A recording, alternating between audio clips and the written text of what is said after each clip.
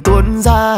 Ngày hôm qua nỗi nhớ lên bao tim ta, mà hôm nay đã lớn nên nhận nên hoa.